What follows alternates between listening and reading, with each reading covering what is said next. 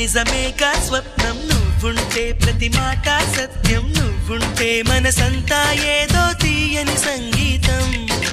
నువ్వుంటే ప్రతి అడుగు అందం నువ్వుంటే ప్రతి క్షణము స్వర్గం నువ్వుంటే ఇక జీవితమంతా ఏదో సంతోషం